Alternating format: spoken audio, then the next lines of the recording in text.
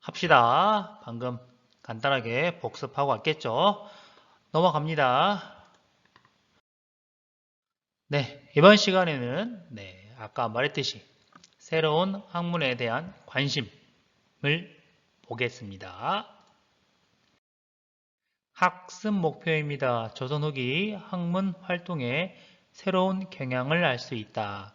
실학의 선구적 인물의 활동에 대해 말할 수 있다. 뭔 또 희한한 걸 배우네요. 하나하나 배워보죠. 네, 196쪽 학문 활동의 새로운 경향 교과서부터 읽어보면서 하죠. 조선 후기에는 정치, 경제, 사회 등 여러 분야에서 많은 변화가 나타났다. 초기에 붕당 정치는 점차 변질되어 노론의 장기 집권이 이어지면서 몇몇 가문이 권력을 독점하였다. 이거 배운 내용이죠? 배운 내용이죠? 네. 넘어가고 다음 보겠습니다. 또한 농업 기술이 향상되고 상업과 수공업이 발달하였다. 이에 따라 대상인이 등장하고 대상인, 장사하는 사람인데 그 규모가 크다. 뭐 지금으로 치면 재벌 정도라고 생각해도 되겠습니다. 등장하고 부유한 농민이 생겨납니다. 농민 중에서도 농사를 잘 지어서 돈을 많이 버는 사람이 생겨났다는 건데 반면 대다수의 농민은 가난에 시달리는 등 여러 가지 사회 문제가 나타나고 있습니다. 또 양반 중심의 신분제가 서서히 흔들리기 시작합니다. 여기 아주 어려운 내용이 나옵니다. 조선 후기의 모습을 너무 줄여서 설명을 해버렸네요. 선생님이 좀만 설명할게요. 농업교술이 향상되었다. 여기서 왜 향상됐냐면 모내기법, 여러분 모내기 들어봤죠? 쌀을 벼를 키울 때 쓰는 방법인데 조선 후기에 모내기법이 전국에 퍼지게 됩니다. 모내기법은 그냥 모내기법은 논에 물을 가두고 미리 작은 비닐하우스에서 키워둔 모 한 요만큼 된 모를 물에 가져다가 꼽는 거죠. 그러다 보니까 잡초가 물이 있기 때문에 초반에 잘 못 자라요. 그래서 모만 잘 자라는 거죠. 쌀만. 그래서 마지막에 수확량이 원래대로 그냥 씨를 뿌리는 방식보다 훨씬 많아집니다. 그리고 잡초를 제거 안 하니까 힘도 덜 들어요. 농사에서 가장 힘든 건 잡초를 제거하는 거라고 합니다. 그리고 가장 중요한 거 어떤 게 있냐면요. 이모작을 모내기법은 가능하게 합니다. 여러분 1년은 12달이죠? 선생님도 정확하게 쌀이 몇 개월 자라는지는 모르겠는데 쌀이 자라는 동안에는 그 땅은 아무것도 못 쓰죠. 그렇겠죠? 그런데 모내기법을 하면 아까 말했듯이 물을 가두기 전에 다른 공간에다가 벼를 싹을 틔웁니다. 좁은 공간에다가요. 작은 비닐하우스처럼 만들어서 그래서 실제로 땅에서 벼가 자라는 기간이 좀 줄어들어요. 다른 공간에서 싹을 틔우니까. 그러다 보니까 그 며칠, 보름 되나요? 그게 빠지면서 1년 12달 중에 벼가 자라는 시간이 줄어들게 되고 남은 시간 동안 보리를 키울 수 있게 됩니다. 그게 딱 맞아 떨어져요. 그래서 5월에 모내기를 하고 9월에 쌀을 수확하면 그때 보리를 심고 보리는 겨울에 안 죽어요. 그래서 겨울을 이겨낸 보리가 5월 달에 수확을 할 수 있게 됩니다. 예전에는 보리 수확과 쌀을 심는 시기가 겹쳐서 같이 못했어요. 근데 모내기법 때문에 그게 가능해집니다. 그러니까 농사를 2번 하니까 당연히 수확량은 2배가 되겠죠?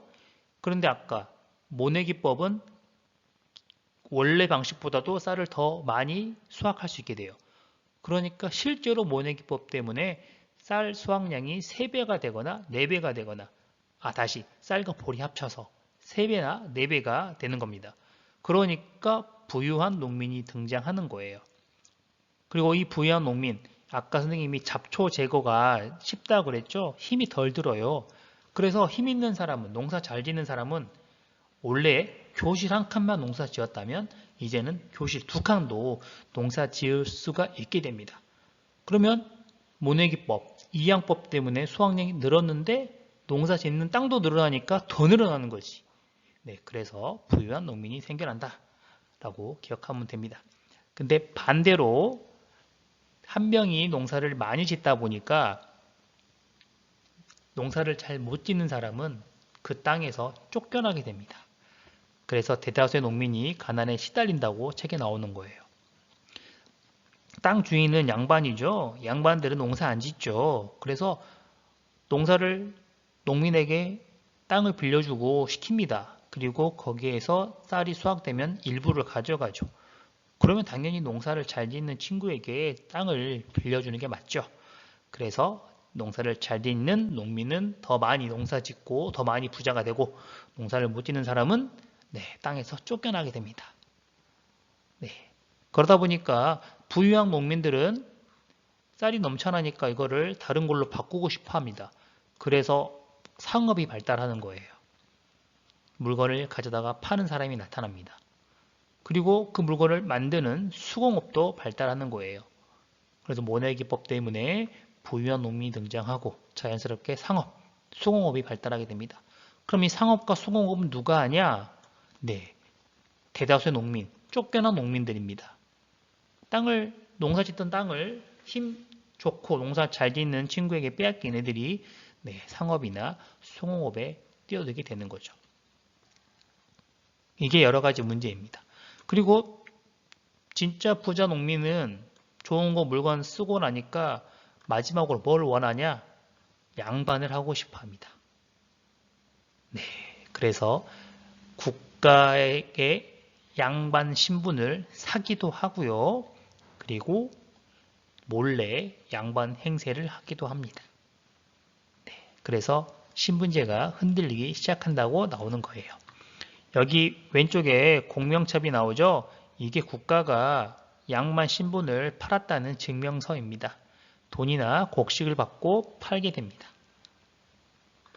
이름 쓰는 칸이 비어있죠? 여기에다가 백중호라고 이름 쓰면 됩니다.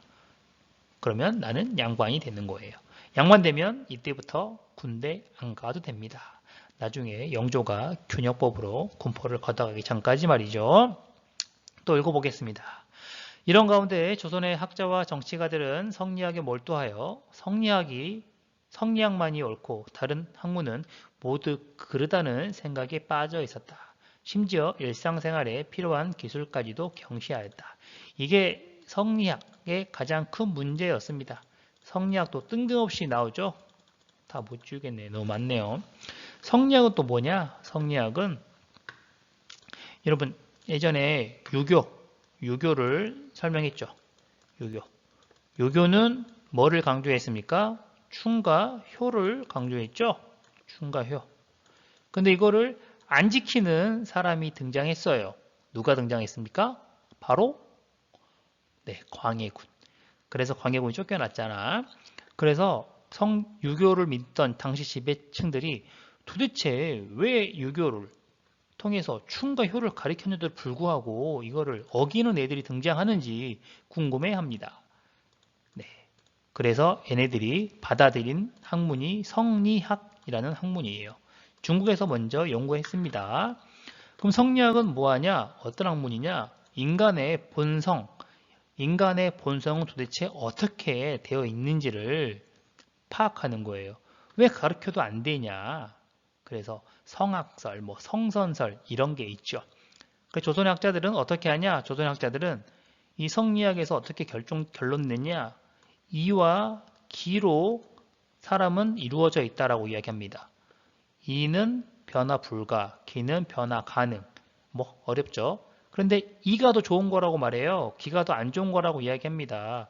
그래서 기가 많은 사람은 나쁜 사람, 이가 많은 사람은 좋은 사람. 그래서 양반들은 이가 많고 평민들은 기가 많고 중국인들은 이가 많고 여진족, 청나라는 만주족들은 기가 많다. 이런 식으로 자기들끼리 정리를 해버립니다. 근데 여러분 그게 정리가 됩니까? 안 되죠? 그냥 자기들끼리 정리해서 자기들이 좋은 사람이라고 이야기를 해버리는 거예요. 말이 안 되죠. 무슨 말 이해되나? 어렵죠? 어렵죠. 그래서 이 사람들은 자기들끼리 구분 지어요. 또 남자 여자도 나눠가지고 남자는 이가 많고 여자는 기가 많다. 이렇게 나눠버립니다. 그래서 조선 후기에는 성리학이 유행하면서부터는 여자들이 차별받기 시작합니다. 아주 안 좋은 거죠. 그래서 여자의 신분도 안 좋으면 더 안 좋다고 해서 서얼들도 차별받게 되는 거예요. 웃기는 거죠. 그러니까 자기들은 이가 많아서 좋은 거다. 끝까지 그렇게 주장하게 됩니다. 말이 안 되는 거죠. 그래서 조선이 발전을 못하게 된다라고도 합니다. 또 읽어볼게요. 이에 일부에서는 이론과 형식에 치우치는 성리학을 비판하고 현실 문제 해결을 위한 실용적인 학문에 관심을 갖게 됩니다. 실용적인 학문. 말 되죠? 왜 자꾸 답도 없는 인간의 본성, 증명할 수도 없는 걸 가지고 이야기하냐. 제발 우리 지금 밥 먹고 사는 거 좀 해결하자. 라고 하는 게 실용적인 학문인 거죠. 이 실용적인 학문 볼게요. 이에 따라 학문 활동에 새로운 경향이 나타나기 시작합니다. 중국에서 전해진 서양의 과학기술과 고증학, 여기 옆에 나오죠. 실증적으로 하자, 증명하자라는 거예요. 고증학에 대한 경향이 커졌으며 양명학에 주목한 학자도 나타나게 됩니다. 양명학, 이것도 유학의 하나입니다. 근데 제발 말만 하지 말고 실천 좀 하자라는 게 양명학입니다. 성리학은 실천 같은 거 없어요. 계속 공부만 합니다. 왜? 답이 없잖아요. 인간의 본성을 어떻게 증명할 겁니까? 이러한 가운데 등장한 게 바로 실학입니다. 이 실학이 중요하고요. 다음에 실학을 자세하게 공부합니다. 실학 체크해 두기 바랍니다. 네, 교과서 여기까지 읽었고요. 넘어가 볼게요. 새로운 학문 활동의 새로운 경향. 네, 조선 후기가 큰 변화가 있다고 쌤이 길게 설명했죠. 이거는 정치적인 분야, 여기는 경제, 사회적인 분야, 모내기법 때문에 상업, 수공업이 발달하고 네, 돈 많은 재벌 같은 대상인 그리고 농사 잘 지은 분홍이 등장하고 땅 빼앗긴 몰락 농민도 등장했다. 그리고 이런 공명척과 같은 것 때문에 양반 중심의 신문제는 변동이 생기고 있다라고 보면 되겠습니다. 넘어가죠? 그래서 성리학 중심의 학문을 반성하게 됩니다. 근데 지배층들이 권력을 진짜 많이 갖고 있는 사람들이 성리학자이기 때문에 쉽진 않아요. 그래서 최종적으로 등장한 학문이 실학이다라는 거 기억해 두고 다음 페이지 197쪽 실학에 대해서 보겠습니다. 교과서 네, 읽어볼게요. 조선 후기에 정치, 사회적으로 여러 문제점이 나타납니다. 그렇겠죠? 성리학을 강조하다 보니까 차별만 더 생겨나고 실력이 좋아도 신분이 안 되면 절대 공무원이 못 되는 이상한 현상이 발생하는 겁니다. 그래서 일부 학자들은 사회 현실에 주목하고 당면한 문제를 개혁하고자 합니다. 이들이 제시한 새로운 경향의 학문과 새 개혁을 실학이라고 합니다. 실학. 실제 유용한 학문, 뭐 이렇게 이해하면 좋겠습니다. 실학의 선구자는 이수강, 이광수 아니에요. 이수강, 김육입니다. 이수강은 중국을 다녀와 지복 유서를 지어 조선과 중국의 문화와 전통을 폭넓게 정리하였고요. 김육은 대동법의 확대 실시에 힘쓰고 동전을 널리 사용할 것을 주장합니다. 네. 어려운 말 나오죠. 지복유설, 이수강. 이 당시 중국은 청나라죠. 조선은 청나라 싫어했는데 지금 이수강은 중국을 정리한 거죠. 배울 게 있다. 결국 고정관념에 빠지지 않았다라고 생각하면 되고요. 김육이라는 사람은 대동법의 확대를 주장합니다. 대동법 또 어려운 거 나오네요. 여기 나오죠. 예전에 광해군 전까지만 하더라도 조선시대에 조선은 국가가 필요한 물건들 중에서 특정 지역에서만 나오는 물건들이 있겠죠. 용인은 뭐 백옥살이라고 할까요? 저기 백암은 순대 뭐 이런 게 있겠죠. 그러면 그 지역의 특산품을 세금으로 받았어요. 그게 공납인데 공납. 국가가 필요한 거를 공공기관이 납부받는다. 뭐 이렇게 생각하면 되겠습니다. 제주도는 뭐 귤, 완도는 뭐 전복 이렇게 생각하면 될 것 같아요. 저희 뭐 강릉은 뭐 오징어 이렇게 생각하면 될 것 같습니다. 그런데 이게 문제가 많았어요. 이렇게 거두면 국가는 편합니다. 왜냐하면 자기가 직접 귤을 구하러 갈 필요가 없고 그냥 갖고 오라고 하면 되니까 얼마나 편해요. 그런데 시간이 많이 지났죠. 조선 세워진 다음에. 그래서 제주도에 귤이 다 죽을 수도 있는 거고요. 전복에 그 완도에서 전복이 안 나올 수도 있는 거죠. 그리고 국가가 제출하라고 할 때 전복이 안 잡힐 수도 있겠죠. 지금은 양식하니까 상관없겠지만. 여러 가지 문제가 발생해요. 국가는 그런 거 신경 안 씁니다. 그래서 농민들, 일반 백성들은 이것을 제때 제출하려고 딴 데 가서 사오기도 합니다. 그래서 장사꾼들이 장난을 많이 치죠. 너 전복 제출 안 하면 너 혼나는데 야 이거 10만 원에 사. 원래 만 원짜리를. 뭐 그렇게 되는 거죠. 그래서 광해군 때 처음 실시했는데 이 지역의 특산품을 토산물이라고 나와 있네요. 토산물을 쌀로 부담하자라고 하는 게 대동법이에요. 농민들은 대부분 농사 지으니까 쌀로 내는 게 더 쉽죠. 그럼 국가는 그 쌀을 가지고 필요한 물건을 사면 돼요. 국가는 좀 귀찮아지는 거죠. 근데 백성을 생각하는 거죠. 그리고 이 쌀은 특이하게 땅을 가진 사람만 내요. 그러니까 가난한 농민들은 좀 더 혜택을 받는 거예요. 결국 현실을 생각하는 거죠. 이해됩니까? 네. 그래서 김효 대동법 확대 실시를 힘썼고요. 동전을 널리 사용할 것 주장합니다. 동전, 돈이죠. 물물 교환할 때 편리하죠. 쌀을 막 짊어지고 가가지고 막 쌀 주고 힘들잖아요. 결국 다 실용적인 학문이라는 거 기억하면 되겠습니다. 실학은 특히 18세기 영조와 정조 때 크게 발달합니다. 당연하죠. 영조, 정조는 왕권 강화 그리고 백성들을 생각한 사람들이니까 백성들이 편하는 게 좋잖아요. 그래서 영조, 정조 때 크게 발달합니다. 그래서 정조 때 유명한 실학자 정약용도 나오는 겁니다. 넘어가죠. 네, 정리해봅시다. 실학, 조선 후기 정치 사회적 문제점을 조선 후기에 이런 문제점이 두각돼서 등장한 학문이죠.